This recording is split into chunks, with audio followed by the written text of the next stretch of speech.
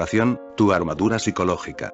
Amado maestro, el otro día, cuando hablabas de acercarse a ti, yo era consciente de que aún siento una fina armadura a mi alrededor que me impide acercarme. Esta armadura es incongruente con mi apertura a ti. No sé de dónde viene. Por favor, ayúdame a fundirla. Todo el mundo tiene ese tipo de armadura. Existen razones para ello. En primer lugar, el niño nace completamente desválido en un mundo del que no sabe nada. Naturalmente tiene miedo de lo desconocido que tiene ante sí. Aún no ha olvidado esos 9 meses de absoluta seguridad, en los que no había problema, ni responsabilidad, ninguna preocupación por el mañana. Para nosotros son 9 meses, pero para el niño son la eternidad. No sabe nada del calendario, no sabe nada de minutos, horas, días, meses. Ha vivido una eternidad en absoluta seguridad, sin ninguna responsabilidad, y de repente es lanzado a un mundo desconocido, en el que depende de los demás para todo. Es natural que tenga miedo. Todo el mundo es más grande y poderoso, y él no puede vivir sin ayuda de los demás. Sabe que es dependiente. Ha perdido su independencia, su libertad. Los menores incidentes le pueden dar un indicio de la realidad que experimentará en el futuro. Napoleón Bonaparte fue derrotado por Nelson, pero de hecho el mérito no fue de Nelson. Napoleón Bonaparte fue derrotado por un pequeño incidente ocurrido en su infancia. La historia no contempla las cosas de esta forma, pero para mí está clarísimo. Cuando solo tenía 6 meses de vida, un gato salvaje saltó sobre él. La sirvienta que le cuidaba se había ido a hacer algo a otra parte de la casa. Estaba en el jardín bajo el primer sol de la mañana, tumbado al aire libre, y un gato salvaje saltó sobre él. No le hizo daño, quizás solo estaba jugando, pero para la mente del niño casi fue la muerte. Desde entonces no tenía miedo de los tigres y leones. Podría haber luchado contra un león sin armas, sin ningún miedo. Pero un gato, eso era otro tema. Se sentía absolutamente desválido. Cuando veía un gato casi se quedaba congelado. Volvía a ser un niño de 6 meses, sin defensas, sin capacidad de luchar. A los ojos de ese niño pequeño el gato debe haber sido enorme, era un gato salvaje. El gato quizá miró al niño a los ojos. Algo en su psique se quedó tan profundamente grabado que Nelson lo explotó. Nelson no era comparable a Napoleón, que no había sido vencido nunca en toda su vida. Esta fue su primera y su última derrota. Y no habría sido vencido si Nelson no hubiera puesto 70 gatos delante de su ejército. En el momento en que Napoleón vio los gatos, su mente dejó de funcionar. Sus generales no podían comprender lo que había pasado. Ya no era el mismo gran guerrero. Se quedó casi helado de miedo, temblando. Nunca había permitido que uno de sus generales reordenara el ejército, pero aquel día dijo con lágrimas en los ojos: soy incapaz de pensar, reorganiza tú el ejército. Yo me quedaré aquí, me siento incapaz de luchar.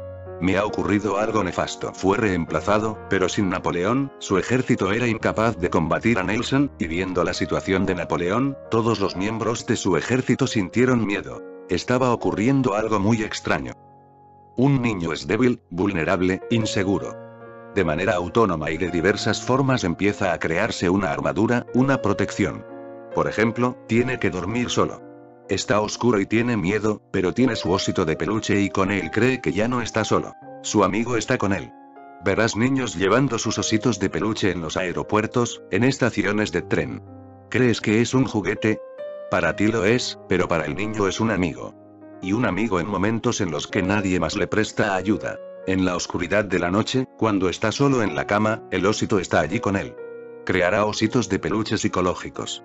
Y esto es para recordaros que aunque un adulto piense que no tiene ositos de peluche, se equivoca. ¿Qué es su Dios? Solo un osito de peluche. A partir de sus miedos infantiles, el ser humano ha creado una figura paterna que lo sabe todo, que es todopoderosa, que es omnipresente. Si tienes suficiente fe en él, te protegerá. Pero la idea misma de un protector, la idea misma de que se necesita un protector es infantil. Entonces aprendes a rezar. Es parte de tu armadura psicológica. La oración sirve para recordar a Dios que estás allí solo y es de noche. Cuando era niño siempre me preguntaba y me encantaba el río que estaba muy cerca, a 2 minutos de mi casa.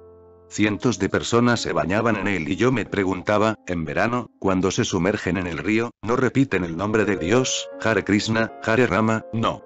Pero en el frío invierno repiten Hare Krishna, Hare Rama. Se sumergen rápidamente, repitiendo Hare Krishna, Hare Rama. Yo me preguntaba, ¿Es la estación la que marca la diferencia? Solía preguntar a mis padres. Si son devotos de Hare Krishna, Hare Rama, entonces el verano debe ser tan bueno como el invierno. Pero yo no creo que eso sea Dios, ni oración, ni religión. Simplemente es el frío. Se están creando una armadura con el Hare Krishna, Hare Rama. Están desviando su atención. Hace demasiado frío, necesitan poner la atención en otra cosa, y eso les ayuda. En verano no lo necesitan. Simplemente se olvidan de lo que han estado haciendo todo el invierno. Nuestras oraciones, nuestros cánticos, nuestros mantras, nuestras escrituras, nuestros dioses, nuestros sacerdotes, todos son parte de nuestra armadura psicológica. Es muy sutil. Un cristiano cree que solo él será salvado, nadie más. Este es su mecanismo de defensa.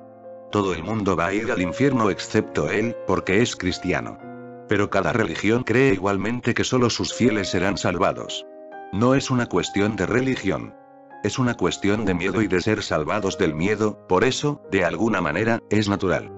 Pero en cierto punto de tu madurez, la inteligencia demanda que dejes todo esto atrás.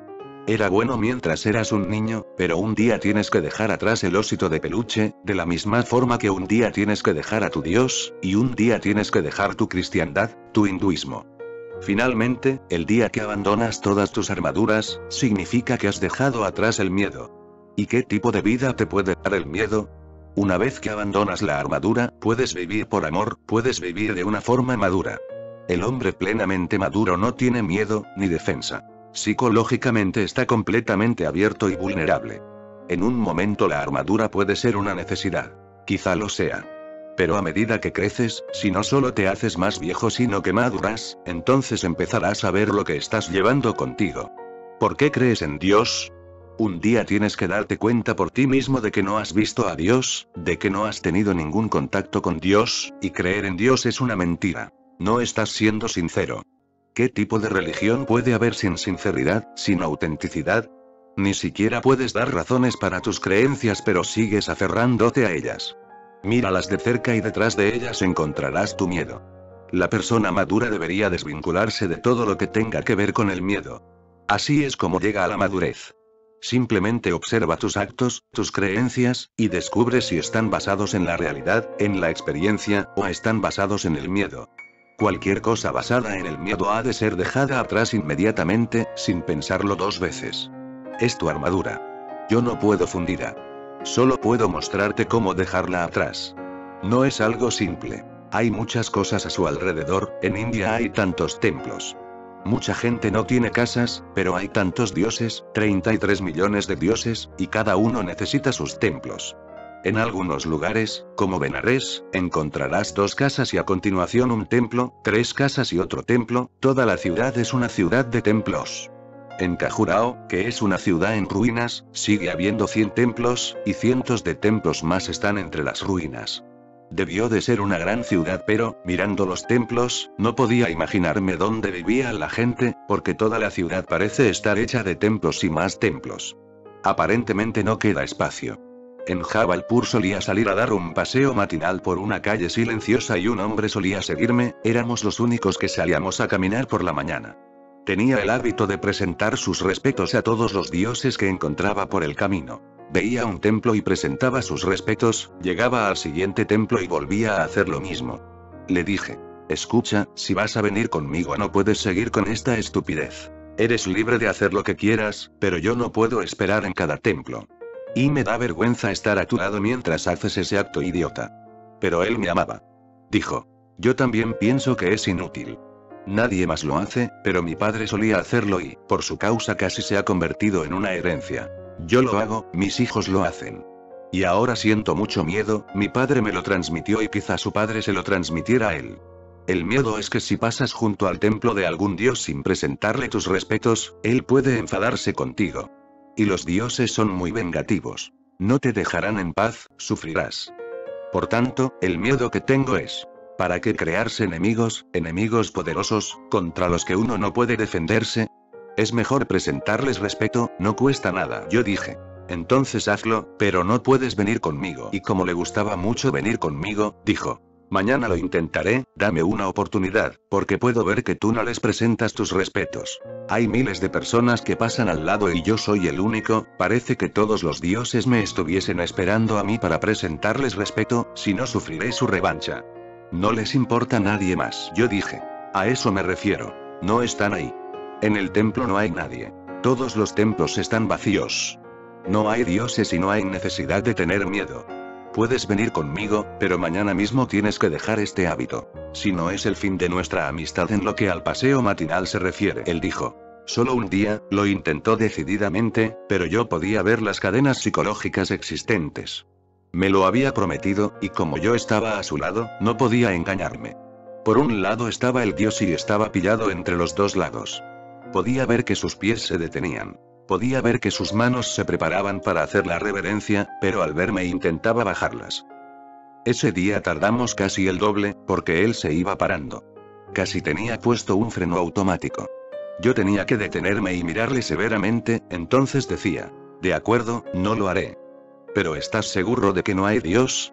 Yo dije, simplemente olvídate de los dioses. Hemos venido a dar un paseo matinal y estas paradas continuas, y hay tantos templos. Y estoy harto. Pero lo que hizo a continuación te va a sorprender. Vino a verme por la noche y estaba muy feliz. Dijo, ¿sabes qué? Tuve que volver a pasar. Cuando te fuiste volví a pasar a presentar mis respetos porque todos esos dioses iban a estar enfadados. Y como soy pobre, ¿cómo podría? Pero ahora me siento tranquilo. Y añadió, ahora encaja todo. Primero iré contigo sin más y luego volveré únicamente a presentar mis respetos a los dioses. Yo dije. Parece que eres incurable. Me ves todos los días a tu lado y nadie está enfadado conmigo, nadie quiere vengarse de mí. Ves pasar a miles de personas. Él dijo. Veo todo eso, pero ¿qué puedo hacer con mi propia mente? Yo añadí. Entonces es mejor que vayas una vez y presentes tus respetos, y yo dejaré de ir por esa calle. No quiero obligarte a pasar 2 veces y a que pierdas tu tiempo. Pero cuando las personas tienen semejantes ataduras psicológicas, siempre encuentran razones. Un día vino a verme y me dijo, ahora voy a pasear solo, sin ti, y toda la alegría del paseo matinal ha desaparecido. Sé que no vendrás conmigo a menos que deje a los dioses. Tengo que elegir. Por eso hoy lo he intentado, pensaba que quizá tuvieras razón. Lo he intentado por mí mismo. No he presentado mis respetos. Y cuando llegué a casa mi madre estaba muerta. Ahora no cabe duda de que enfadé a los dioses. Yo dije, todas las madres se mueren. ¿Piensas que se mueren porque los dioses están enfadados? ¿Tu madre es la única, es especial? Todos los padres se mueren, todo el mundo enferma, todo el mundo tiene accidentes. Él añadió. No puedo pensar en nada. Cuando salí a pasear estaba perfectamente bien y cuando volví estaba muerta. Los médicos dicen que tuvo un ataque al corazón, pero yo sé que la he matado por no presentar mis respetos a los dioses. Yo dije. Tú deberías haber muerto de un ataque al corazón por no presentar tus respetos a los dioses, no tu madre. ¿No puedes ver algo tan simple? Tu madre no tiene nada que ver con ello, pero el condicionamiento psicológico te deja casi ciego. Él me dijo, esto es un aviso para mí. Mira, esta vez nos llevamos a tu madre, el próximo serás tú.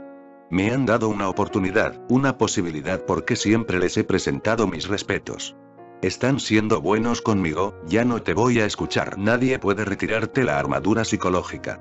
Lucharías por ella. Solo tú puedes hacer algo por dejarla. Observar cada una de sus partes. Si está basada en el miedo, entonces déjala. Si está basada en la razón, en la experiencia, en la comprensión, entonces no es algo que tengas que dejar, sino algo que tienes que hacer parte de tu ser. Pero en tu armadura no encontrarás ni una sola cosa que esté basada en la experiencia. Todo es miedo, de la A a la Z. Seguimos viviendo rodeados de miedo, por eso envenenamos cada experiencia. Amamos a alguien por miedo, y eso echa a perder el amor, lo envenena. Buscamos la verdad, pero si la buscamos por miedo no vamos a encontrarla. Hagas lo que hagas, recuerda una cosa. Con el miedo no puedes crecer, solo te encogerás y morirás. El miedo está al servicio de la muerte. Mahavirá tenía razón. Hace del arrojo la virtud fundamental de la persona. Y entiendo a qué se refiere por arrojo. Se refiere a dejar atrás toda armadura. Para la persona sin miedo todo lo que le da la vida es un regalo. No hay barrera. Te lloverán regalos, y hagas lo que hagas, tendrá una fuerza, un poder, una certeza, un tremendo sentimiento de autoridad. Un hombre que vive atemorizado siempre está temblando por dentro. Siempre está a punto de volverse loco, porque la vida es muy vasta, y si estás en un miedo continuo, y hay muchos tipos de miedo. Puedes hacer una lista muy larga y te quedarás sorprendido de todos los miedos que hay. Y aún sigues vivo. Estás rodeado de infecciones, enfermedades, peligros, secuestros, terroristas, y la vida es tan pequeña. Y finalmente también está la muerte, que no puedes evitar. Toda tu vida se oscurecerá. Abandona el miedo. Lo tomaste inconscientemente en tu infancia. Ahora déjalo conscientemente y madura. Y entonces la vida podrá ser una luz que vaya profundizándose a medida que creces. Amado maestro, cuando en los discursos dices cosas como, vive totalmente el momento, siempre pienso. Por supuesto. Eso es. Desde ahora siempre voy a hacerlo así y por supuesto, al momento siguiente, ya lo he olvidado. En cada discurso decido que ha llegado el momento de ser más meditativo, más religioso, más amoroso, más consciente. Y lo olvido inmediatamente. Es posible que simplemente por sentarme a tu lado uno de estos días lo pille, a pesar de mí mismo. Es posible que lo pilles a pesar de ti mismo. Pero tu pregunta es muy significativa. Si la examinas, puedes ver lo que no funciona. Me escuchas hablar de vivir con intensidad, totalmente, momento a momento, en el ahora, en el aquí, y te dices a ti mismo. Por supuesto, eso es. Voy a hacerlo. No es que después lo olvides, ya lo has olvidado. Diciendo. Por supuesto, eso es. Decidiendo que lo vas a hacer, ya lo has pospuesto para mañana. Decidiendo que vas a vivir así ya has dejado de entender. Has dejado de entender ahora. A continuación descubres que al momento siguiente lo has olvidado. No es que lo olvides al momento siguiente. No lo has escuchado en absoluto. De otro modo no dirías. Por supuesto. Eso es. Simplemente lo entenderías sin palabras. No lo verbalizarías, porque al verbalizarlo pierdes el momento es una cosa muy pequeña. Tu mente te está engañando. Te está diciendo. Ya lo he entendido, no te preocupes. Por supuesto que es esto. Así es como vamos a vivir. ¿Pero cuándo? La pregunta era ahora y tu mente ya la ha pospuesto. La pregunta estaba aquí, y la mente ha traído el futuro. No es que te olvides más tarde es cuando reconoces que te has olvidado. Pero la verdad es que ni siquiera lo has entendido, porque si lo entiendes no hay posibilidad de olvidarlo. La verdad tiene una cualidad. Una vez comprendida es imposible olvidarla. Por eso, si eres un hombre veraz no tienes que recordar las cosas. Pero si mientes, necesitas una excelente memoria, porque entonces tienes que recordar qué mentiras dijiste ayer para repetir la misma. Entre tanto puedes haber dicho otras mentiras a otra gente. El mentiroso tiene que estar muy atento, y si le pillan, para arreglárselas tiene que ser muy lógico, como un sofista. Una historia sufí cuenta que Mullah Nasruddin fue elegido por el Shah de Irán para ser enviado como mensajero al rey de India a fin de estrechar la amistad entre ambos países. Los demás miembros importantes de la corte del Shah eran muy celosos. Trataron de echar al traste el viaje de Nasruddin de todas las formas posibles, crear antagonismo contra él en la mente del rey, y le espiaron para ver qué hacía. Nasruddin hizo lo siguiente. Fue al emperador de India y ante toda la corte imperial dijo: verte es un gran privilegio para mí. Mi rey, el Shah de Irán es una luna joven, de solo 2 días. Tú eres una luna llena. El emperador se quedó impresionado. Aquel embajador iraní le estaba comparando no con una luna de 2 días que solo se puede ver durante unos minutos, sino con la luna llena. Le dio muchos presentes para su rey y le dijo: infórmale de que estoy muy contento con su mensajero. Pero los espías de la corte del Shah, los que conspiraban contra Nasruddin, llegaron a la corte antes que él. Dijeron a todos que Nasruddin había insultado al Shah de Irán llamándole luna joven de 2 días, y comparándole con el emperador de India que era luna llena, perfecta y en toda su gloria. Naturalmente el Shah de Irán se ofendió mucho. Dijo: que venga Nasruddin. Solía pensar que era un hombre sabio, pero parece muy astuto. Nasruddin llegó con grandes y valiosos presentes, pero el Shah estaba enfadado. Dijo: no quiero ningún regalo.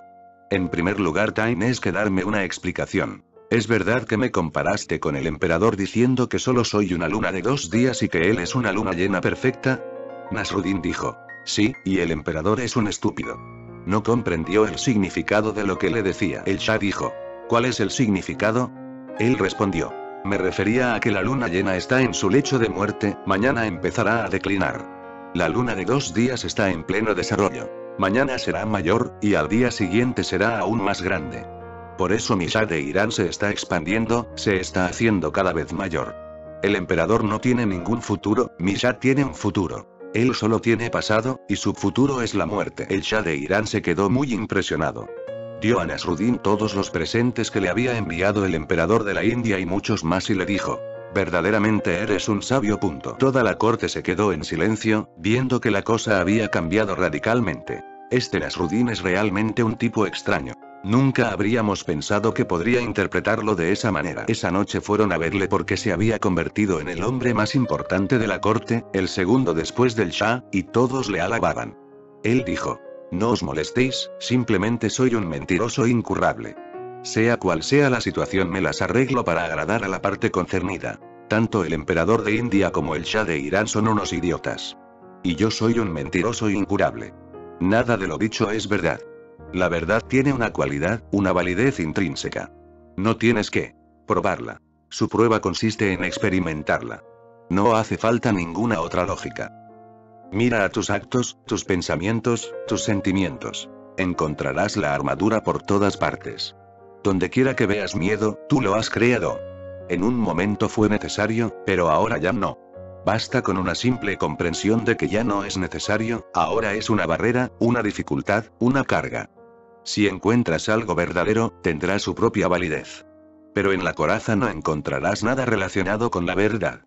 Toda la armadura está hecha de miedo. Capas y capas de miedo. Los leñadores y los científicos que trabajan la madera cuentan su edad por las capas de la corteza. Cuando cortas un árbol puedes ver sus anillos en el tronco. Cada año el tronco añade una capa más, así es como se cuenta su edad. Hay árboles de 4000 años que tienen 4000 capas. Tu armadura también tiene tantas capas como lo que has vivido. No una por año, quizá una cada 2 o 3 años, dependiendo de las condiciones. ¿Qué tipo de educación, qué tipo de crianza, con qué tipo de gente has vivido? Cada año acumulas capas, la armadura se hace más gruesa y te impide tocar la vida. Hay una separación entre la vida y tú. Llevas una prisión a tu alrededor. Pero como la has creado tú mismo, puedes abandonarla en cualquier momento, en este mismo momento. Pero no lo pospongas, no digas: lo haré mañana, el mañana nunca llega. Y cuando digo: hazlo, de hecho no hace falta hacerlo. Basta con verlo. Si lo has visto, no lo verbalices, no digas esto es, porque al verbalizarlo lo perderás, el momento se ha ido. No verbalices, solo míralo y se evaporará. Es insustancial. No es algo real. Es algo irreal que has creado y sigues creando cada día. Yo te digo que vivas intensamente aquí y ahora, pero la barrera presente en ti lo traslada inmediatamente hacia el futuro. Tú sientes que lo has entendido. En ese mismo momento lo estás trasladando hacia el futuro y tienes la sensación de haber entendido. Pero al momento siguiente lo habrás olvidado porque en primer lugar no lo comprendiste en absoluto. Una vez entendido, no se olvida nunca. Mis profesores universitarios estaban muy enfadados conmigo porque nunca tomaba notas y todos los demás estudiantes lo hacían. Me veían simplemente sentado allí y me preguntaban: ¿no quieres tomar notas? Yo dije: no me hace falta. Estoy intentando entenderlo, y cuando lo entiendo, no me hacen falta notas. La comprensión seguirá conmigo. La comprensión se convierte en parte de tu sangre, de tus huesos, de tu tuétano. La gente que toma notas es la que no entiende. Piensan que al tomar notas podrán recordar, pero ¿qué recordarán? En principio no lo han comprendido. Las notas estarán muertas, aunque quizás sean capaces de repetirlas en el examen. Tú eres el responsable, porque los alumnos llevarán las notas al examen y entonces les pillarán. De hecho, tú eres el responsable. Deberías haber impedido que tomaran notas. Es simple lógica. No entienden y están tomando notas. No pueden hacer dos cosas a la vez.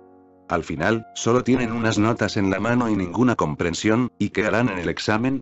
Tratarán de introducir en él las notas de 1000 maneras distintas. La gente se escribirá pequeñas notas en la mano, escribirán en sus ropas, y en India, la gente lleva un kurta, una túnica larga, debajo de ella se pueden escribir grandes notas.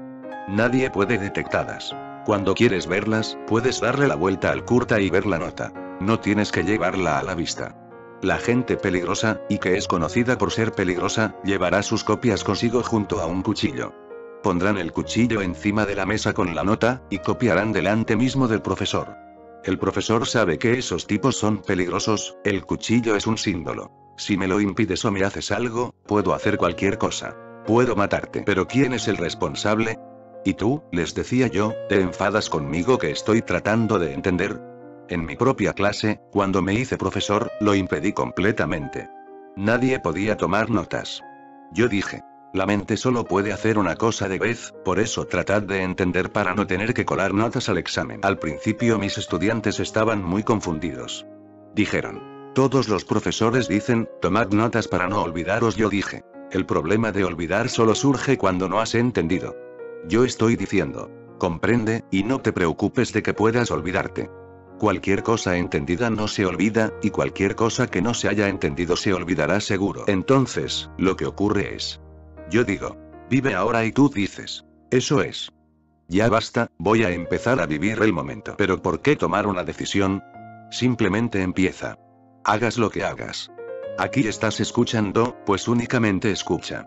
No hay necesidad de verbalizar. La mente es un comentador, sigue comentando, pero si tratas de oír con intensidad, la mente comentadora se detendrá porque es una cuestión de energía. Tú tienes cierta energía. Si dedicas toda tu energía a escuchar, entonces el continuo comentario mental se detiene automáticamente. Ya no tiene más energía. No lo estás alimentando. Y sí, es verdad. Va a ocurrir a pesar de ti.